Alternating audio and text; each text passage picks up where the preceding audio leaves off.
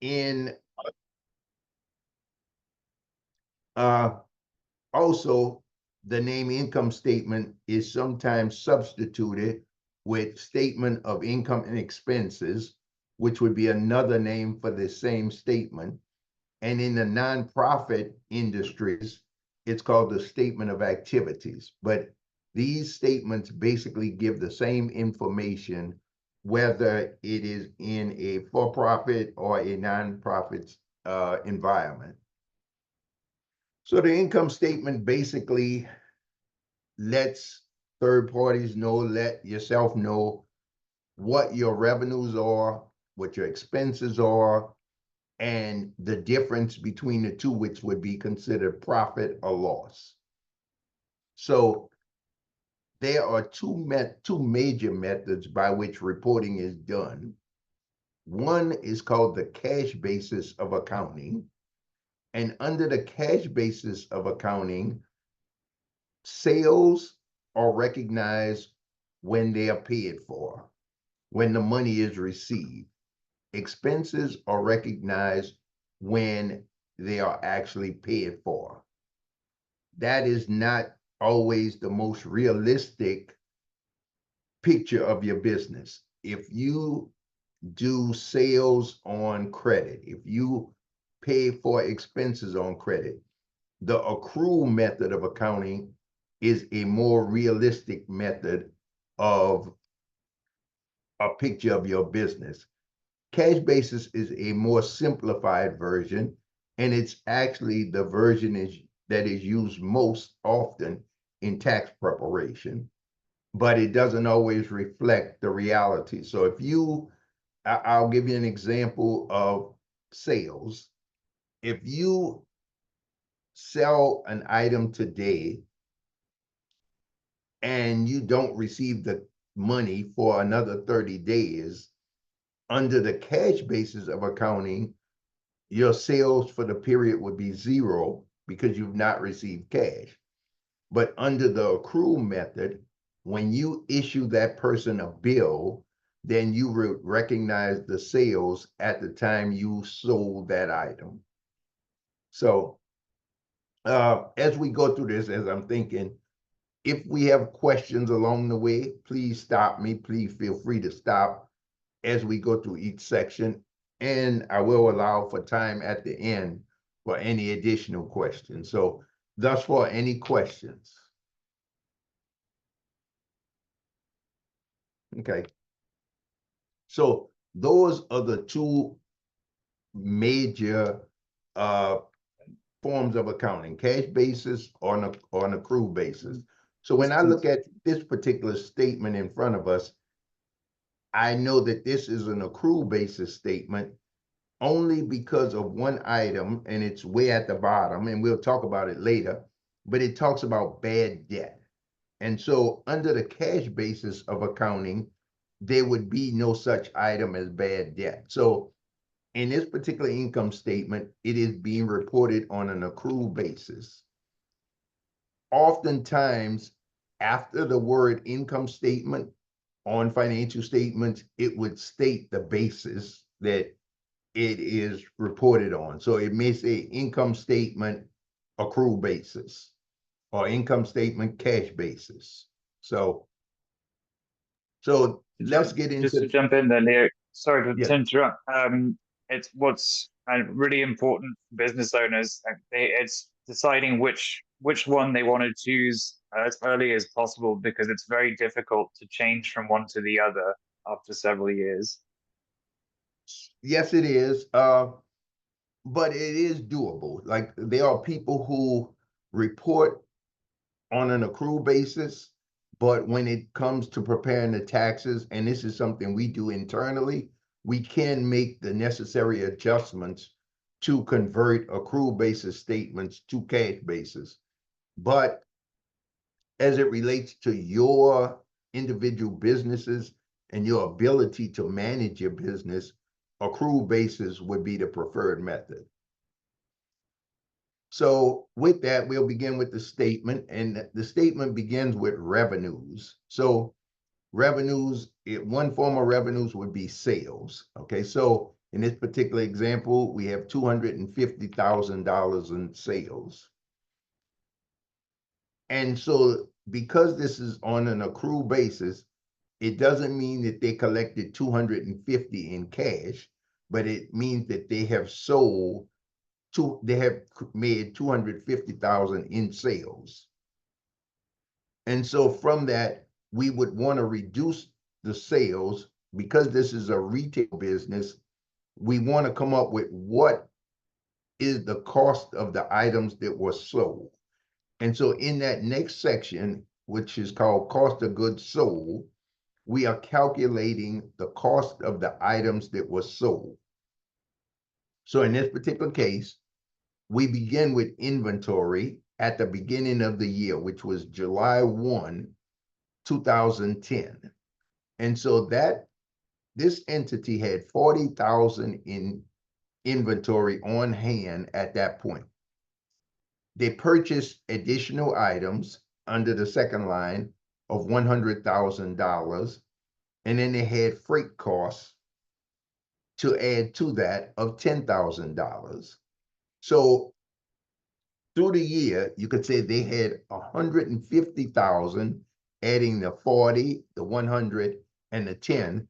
They had $150,000 of goods available for sale. But at the end of the year, they still had 60,000 of those goods still on hand. So that's their closing inventory. So if they still had 60 on hand out of the 150, that means their cost of the items that were sold was 90,000. And so from the sales, we want to reduce sales by the cost of the items that were purchased, and that is the 90,000. So that difference is what we call gross profit, and that is what you see, that 160,000. That's what that represents. So any questions on the calculation of cost of goods sold?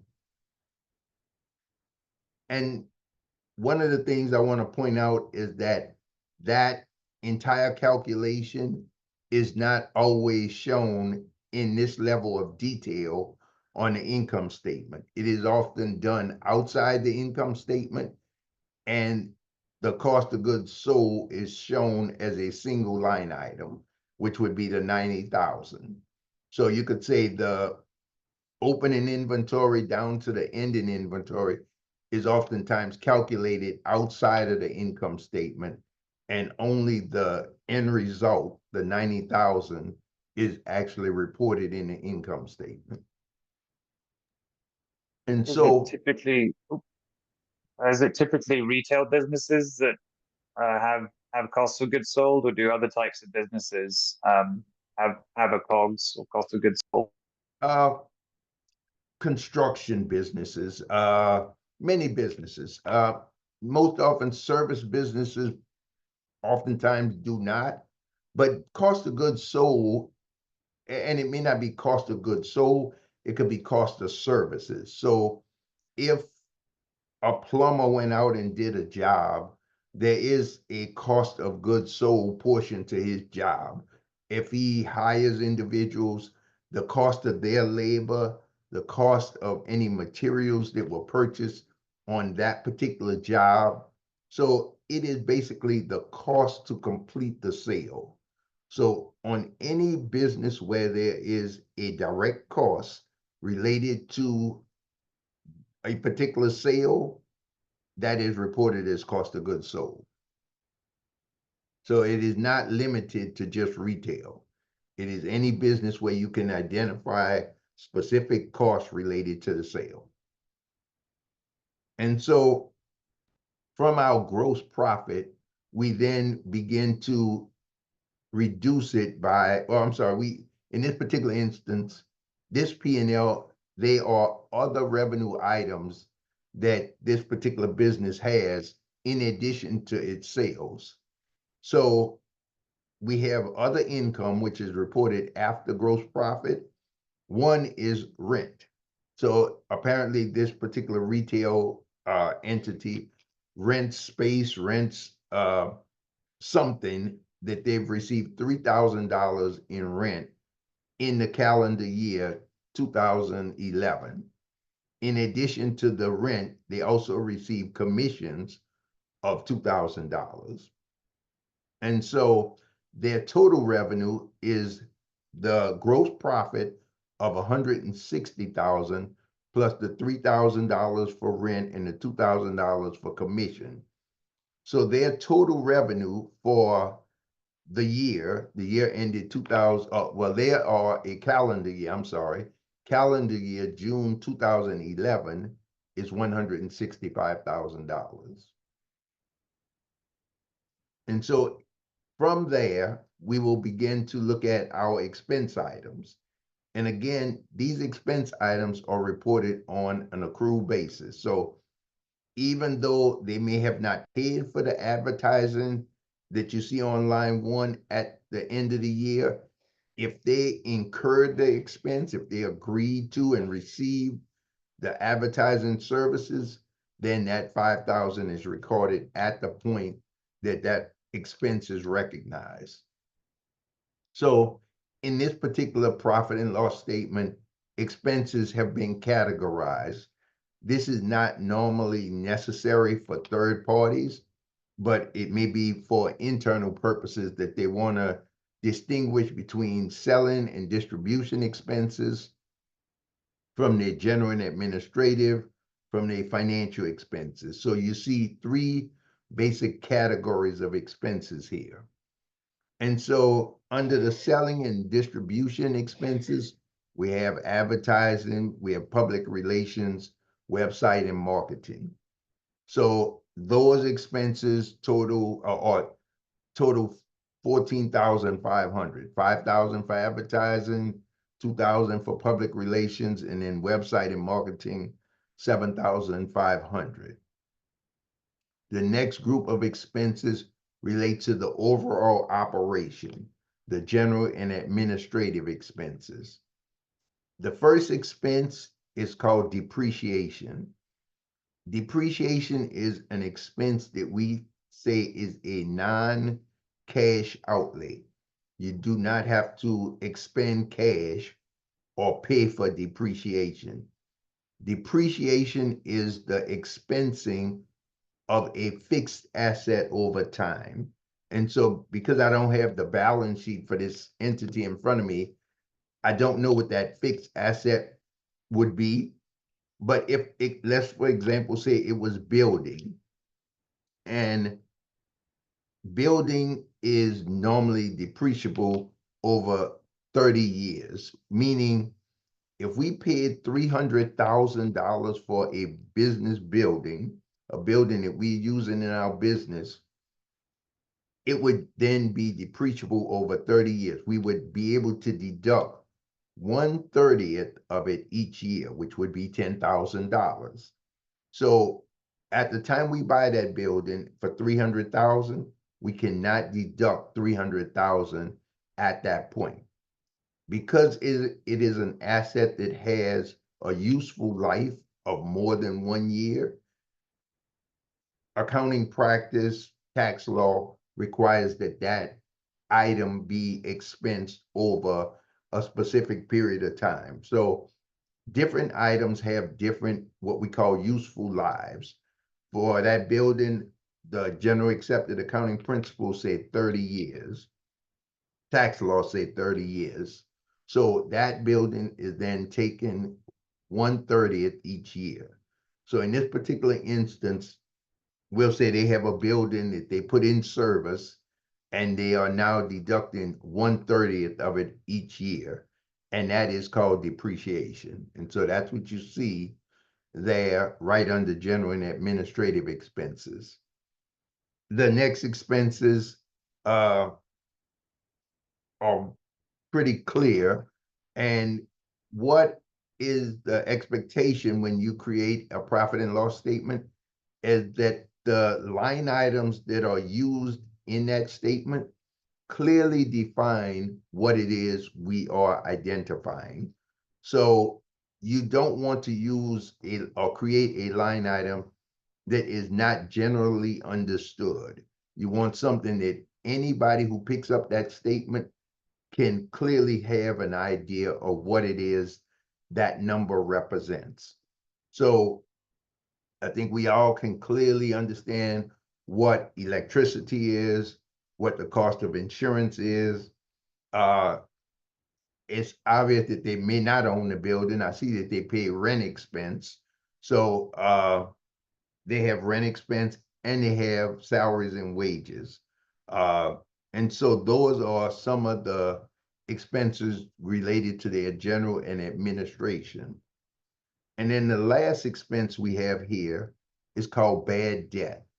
And bad debt is what told me that this particular statement is an accrual basis statement, because bad debt represents the portion of revenues that they expect not to collect in that year. When credit is extended, it doesn't mean that you're going to collect 100% of it. So oftentimes they assign a percentage of sales that they expect to not collect in a given year. So they may say 2% of all credit sales will go uncollected. And so based on that estimate, they will write off as bad debt, whatever that calculation would be.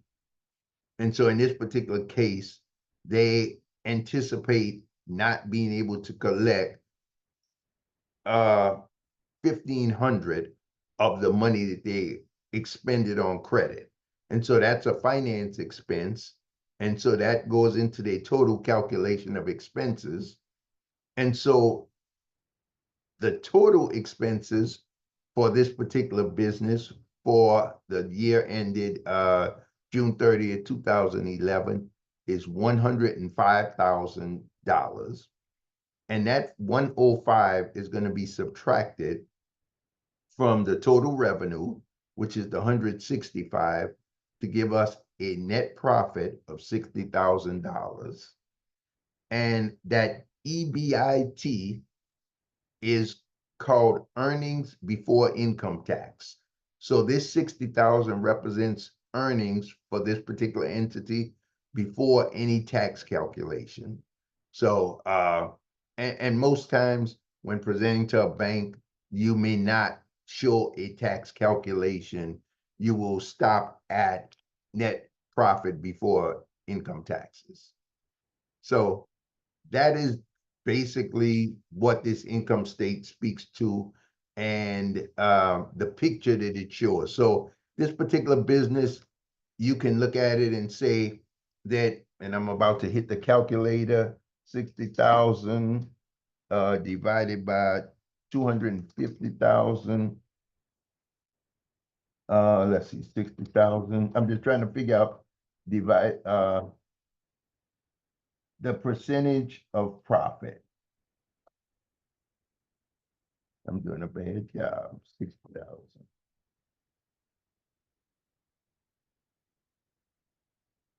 Oh, wow. I can't even, I'm not hitting it. Let me see. But you want to show what percentage of profit you're making. So I'm going to do it here. And oftentimes percentages are shown next to items on your profit and loss statement. So let's figure out what this business is divided by 2.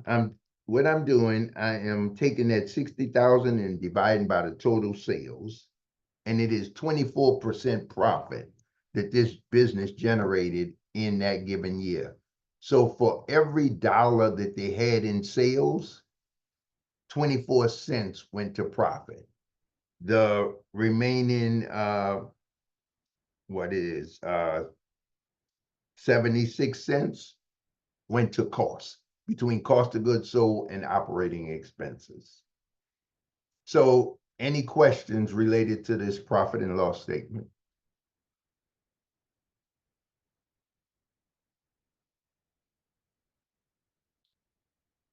Any questions related to business in general, your accounting in general? I do have a more general question. When you were talking about assets that have, long-term value, like a house, or Yes. property or a building. Um, I'm I'm working on a production company to produce a TV show and other projects, like other mediums. And I want it to be really collaborative.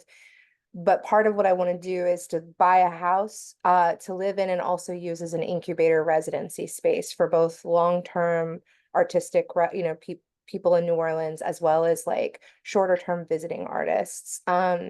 So I'm, and this may be too specific for this space, but I have been kind of like, I might need more direct like accounting help with this when it comes time. There's all sorts of programs that I can take advantage of because I work for the city currently as a first-time home buyer.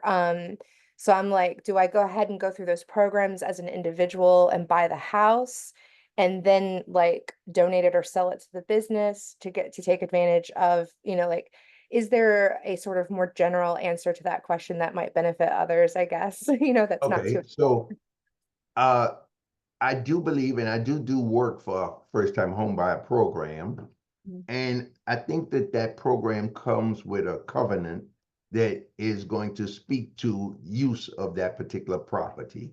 Okay. And I think that that covenant runs for several years.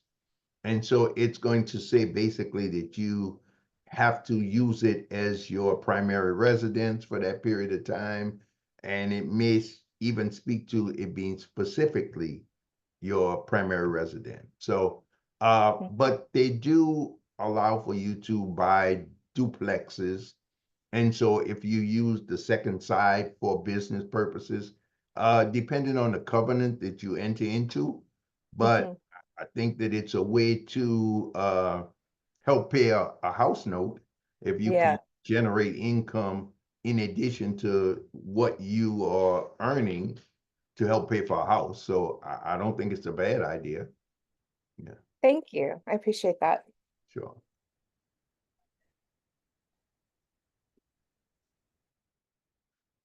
Anything else? Anyone else? The link to that specific P&L or income statement in the chat box for anyone who wants to save it. Does anyone have any specific questions about their business? Monica, see, Yeah. it's a Okay. good question.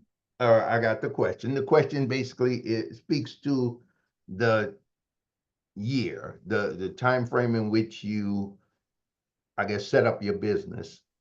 Most businesses operate on a calendar year, but if a different year was more feasible for a business, for example, if your business works specifically with state government and state government is on a different year than a calendar year, you may want to set up your business to work the same as the government's year. The federal government has a different year. I think federal government might be October, well, November 1 through October 31st.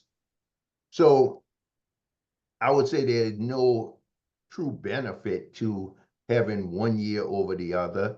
But most businesses do operate on a calendar year.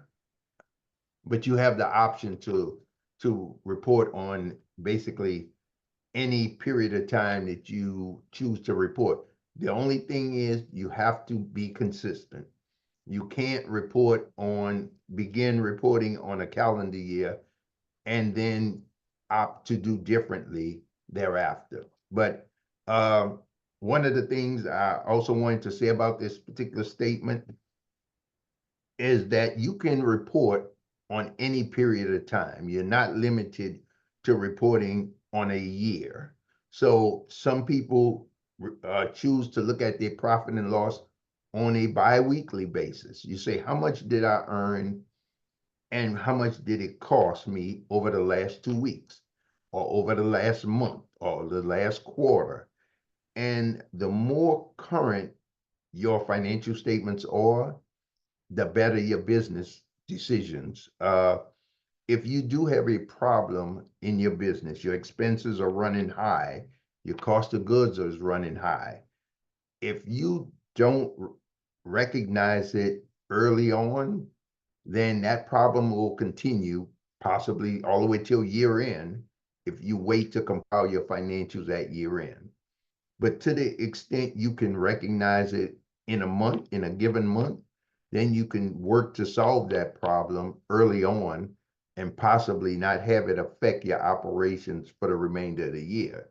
So it is important to not only look at your financials annually, but you need to look at them on a periodic basis and use it as a tool to help you guide your decision making in your business. Another great asset that can go along with a profit and loss statement is a budget. And you can prepare a budget using the same line items that you have here in your profit and loss statement. But with that budget, you're basically anticipating the costs. So you saying, I know I expect my costs to be a certain amount. I expect my revenues to be a certain amount. And then on a monthly basis, you can compare what you anticipated to what is actually happening in your business. And where there's deviation, that is where you probably need to spend time evaluating your business. So if you anticipated sales to be, I'm going to say 20,000 per month, and sales are falling short, and your budget says we are 10,000 short on sales, then you probably need to start looking at what it is you're doing in that area to help bring sales back in line with what you anticipated. So, any questions as it relates to budgets?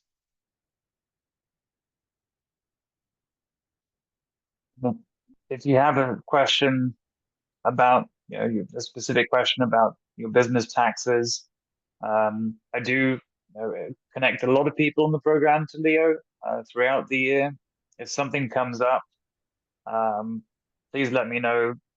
Obviously, as the year starts and it gets towards tax, the peak of tax filing season, Leo becomes less and less available. So the earlier in the year or the furthest away from February, March, April, you can reach out to me with an issue. The easier it'll be to get answered. But Leo's done a fantastic job over the years of speaking to members of the cohort and looking at if they have a specific question about how they can do their taxes. Please reach out. Also, we have bankers who volunteer on this program. I mentioned this in my email yesterday. We have several bankers who can help you put together your financial statements free of charge. They're giving their time to do this. This is very specifically on this program. If you would like to connect with a banker and have this fantastic resource, please email me and I'll make that happen. The earlier you can do it, especially the earlier you can do it in the year before. I mean, obviously the year isn't complete yet, but it's good to get started on that now before the end of the tax year, because again, things are going to get very busy as of January for a lot of these people. Connect with me and I'll make that connection. But it's such a critical part of running your business to make sure you're doing it right, to make sure you're creating accurate financial statements. And this is a fantastic resource. So please connect with me if you'd like some assistance creating your financial statements. If you're not sure if you've been doing it right, or you want to start from scratch, these bankers are here to help. And they're based here in Louisiana. It's something that I'm very, very happy that we have on this program. So just a couple of things from me. Does anyone have any other questions, comments? I know this is, for some of you, maybe a very new thing. Others, it's something you're very familiar with. Anyone have anything to share about their financial statements? any concerns they have about their financial statements. You know, this is an open forum for people on the program. So, and we still have 20 minutes. So we, you know. And so if nobody has any specific questions, I can speak a little further about financial statement preparation. I think that it is very important to separate your personal finances from your business finances. You should have a separate bank account. Your business account should not be your personal account. And so when you are making purchases or making deposits from sales, they should go as often as you can into that business account. It's not a law, but it makes record keeping a lot easier. You don't want to have to go through your personal account to pick specific transactions to record when you are creating your financial statements.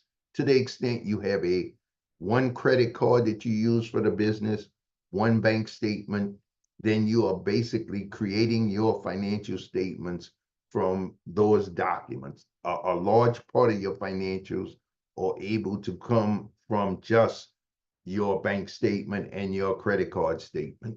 So it is definitely advised that you try to keep that separate from your personal.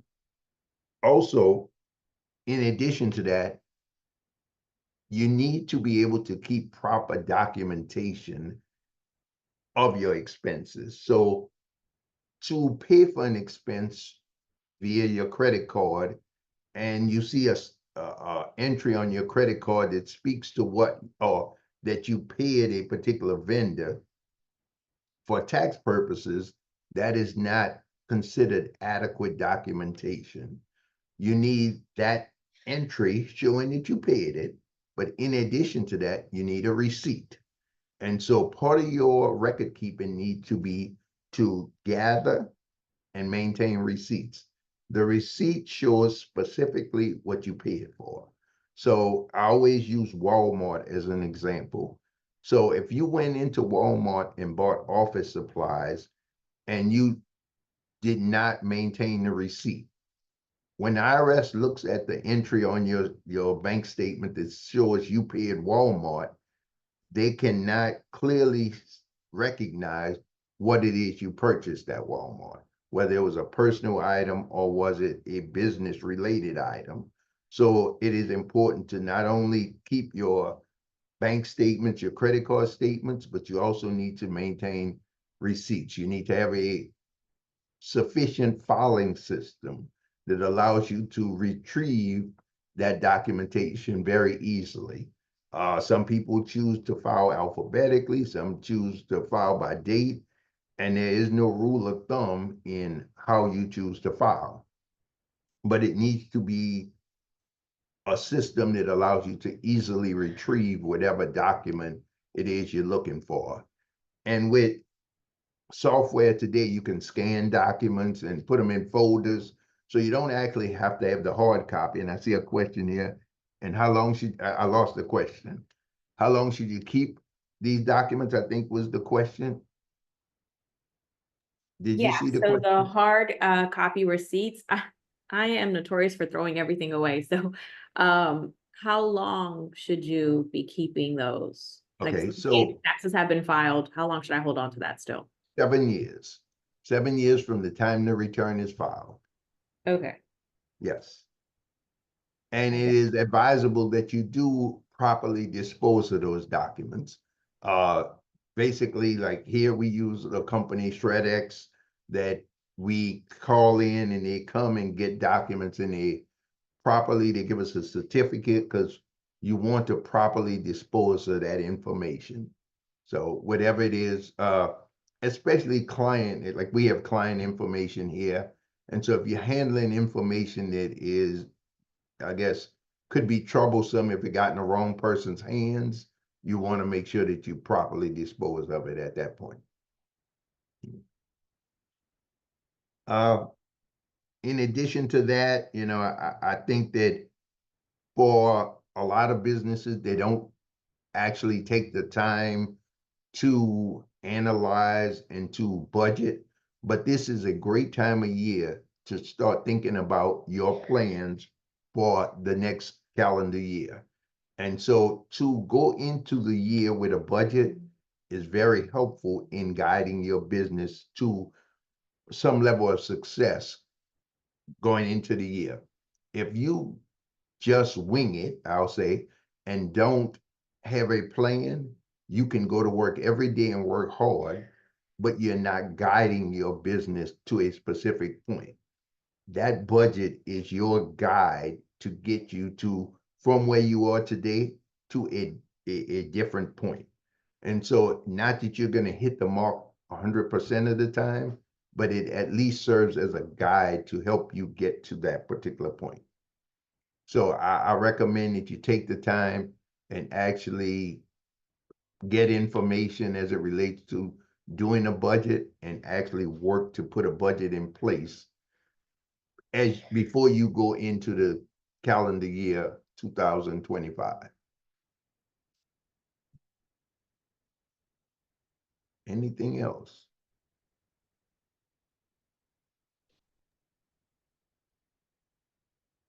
Thank you so much, Leo. I think that's all the. Oh, here we go. Okay. Should the budget be quarterly? Actually, the you can make the budget quarterly, but the budget actually needs to, you can do an annual budget and break it down to monthly. You could break it down to weekly. You know, when people think of budgets, they normally think of the expense side of budgets, but the revenue side is equally as important as the expense side.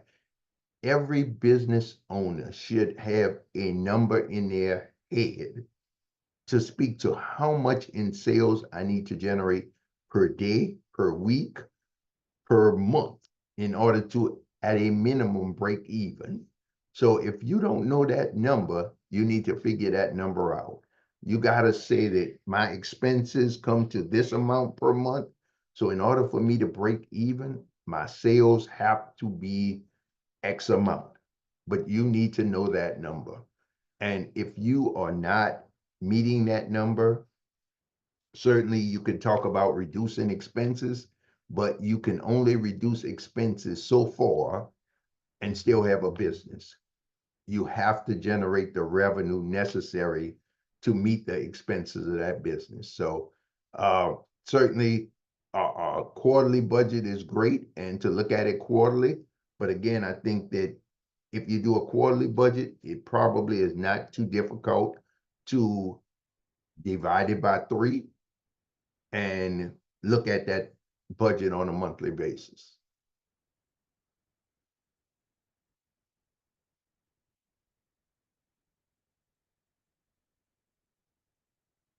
Okay, drawing down the salary. Okay, so I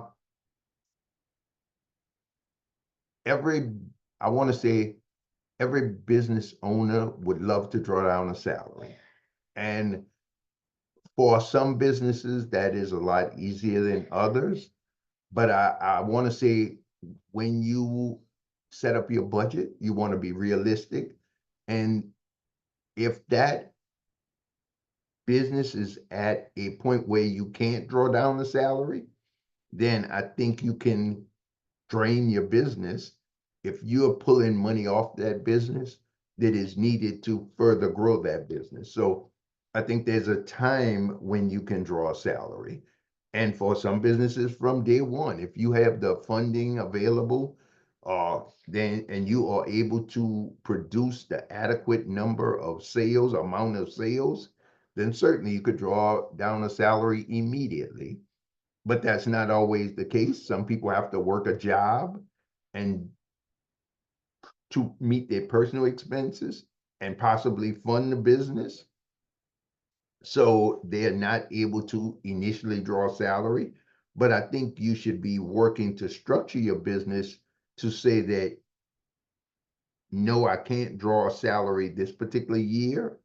But I would say that as you budget, as you plan for your business, you want to have a point where you are able to draw down money. So if you are not operating in a profitable manner, certainly you won't be able to draw down a salary. But I think that to the extent you can become profitable, and if that profit is sufficient enough, then certainly you can draw down a salary. To add to that, if you're not able to put yourself on payroll, for example, because it can cost money to set up payroll. A lot of business owners will pay themselves as a 1099, as long as the business can absorb that, and you're not stripping the cash out of the business and hurting the operations. You can do that, and you just have to make sure that you're taking care of the tax on your end, and making sure that you're paying the taxes that are owed on that 1099. That you're sending your business an invoice, so there's a paper trail of you invoicing the business and getting paid as a contractor. For example, I mean, if you have a couple of really good months and you feel like, and you can see that the business can pay you a little bit, pay yourself as a contractor until such time as the business is, you can see that there's enough built-in customers and enough revenue coming in where you can set up payroll. That's usually the way that early stage business owners do that. So you don't have to set up payroll really early on. You can pay yourself, essentially as an owner's disbursement, but that is 1099 income. Is that right, Leo? Yes. In addition to that, I'll say that it is also important that as your business earns profit, I always recommend that you have a savings account for your business. There will be a problem down the road that you didn't anticipate.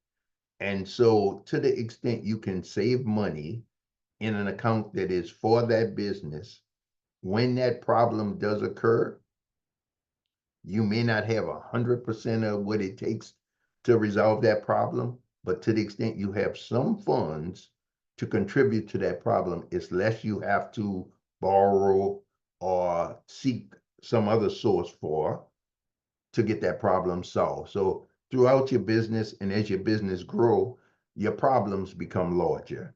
And so you need to have a savings account adequate enough to cover the type of problems that your business stand to incur. Also, some of your expenses don't always come on a monthly basis. So for us, our software packages, our insurance costs, they come about at the end of the year. So in order to be able to meet those costs at the end of the year, it's important that we save money throughout the year in order to meet those costs. And in our particular business, tax season is a very good season for us. So we can't just spend all the money from tax season and not think about what's to come down at the latter part of the year. So I think you need to look at the cycle of your business when you are doing well, but also use those funds to help you when the business is not doing as well in sales. I did see a question, but I missed it. Could you repeat that question? No, they were just saying they had to hop off early, so it wasn't a question. Okay, all right. We are almost at time, so I'm just gonna just remind everyone, please, can you send me that picture of you in your place of work, as if by the end of the day, if possible, that'd be very helpful. And I'll be in touch just to get a brief testimonial. Leo, I will see you at 1 o'clock. I will see you Same then. place. Same place. And everyone else, I will see you on Tuesday, where Leo will be continuing the sessions and we'll be looking at balance sheets as the second most, well, they're both important. The second of the two important Equally, yeah. financial statements. Yes. So I look forward to seeing everybody then on Tuesday. Have a great weekend, everyone. Thank you. Thank you all.